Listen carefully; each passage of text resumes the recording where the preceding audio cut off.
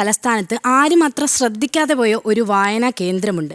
പുസ്തകങ്ങൾ മതിയാവോളം വായിക്കാം. വായന മാത്രമല്ല, സിവിൽ സർവീസ് മത്സര പരീക്ഷകൾക്ക് തയ്യാറെടുക്കുന്നവർക്ക് സ്വന്തം പുസ്തകങ്ങളുമായി എത്തി പഠിക്കാനും അവസരമുണ്ട്.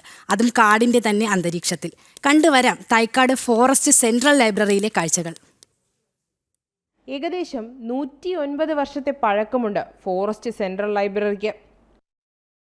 കൊല്ലം കേന്ദ്രമായി പ്രവർത്തിച്ചുകൊണ്ടിരിക്കുന്ന തിരുവിതാംകൂർ വനം വകുപ്പിന്റെ ആസ്ഥാന ഓഫീസും ലൈബ്രറിയും 1920 വഴുതക്കാടേക്ക് മാറ്റിയത്. നിലവിൽ ലൈബ്രറി പ്രവർത്തിക്കുന്ന കെട്ടിടം അതിനു മുൻപ് ബ്രിട്ടീഷുകാർ പണിതതാണ്. 1800 മുതലുള്ള ബുക്കുകൾ ഇവിടെയുണ്ട്. അതായത് ഈ വനം വകുപ്പിന്റെ പിതാവെന്നറിയപ്പെടുന്ന ബോർഡിലിന്റെ ബുക്കുകൾ തൊട്ട് ഇവിടെയുണ്ട്. ഡെറാഡൂണിലെ ഫോറസ്റ്റ് റിസർച്ച് ഇൻസ്റ്റിറ്റ്യൂട്ടിൽ നിന്ന് വരെ അപൂർവങ്ങളായ പുസ്തകങ്ങൾ തേടി ഇവിടേക്ക് ആളെത്തുന്നുണ്ട്. വനസംബന്ധമായതും പൊതുവായതുമായ 28,000-ലധികം പുസ്തകങ്ങൾ ഇവിടെ ഉണ്ടെന്നാണ് കണക്ക്. ട്രാവൻകൂർ സ്റ്റേറ്റ് മാനുവൽ, തിരുവിതാംകൂർ, കൊച്ചി, മലബാർ മേഖലകളുടെ ഭരണ റിപ്പോർട്ടുകൾ, സെൻസസ് രേഖകൾ, അങ്ങനെ നീളുകയാണ് പുസ്തകനിര. ജനറൽ ബുക്സിനായിട്ട് പ്രത്യേക സെക്ഷനുണ്ട്, കുട്ടികളുടെ ബുക്സിനായിട്ട് അതും പ്രത്യേക സെക്ഷനുണ്ട്, പിന്നെ റെഫറൻസ് ബുക്കിനും വേറെ സെക്ഷനുണ്ട്. ഏത് ബുക്കുകളും എടുത്ത് വായിക്കാം.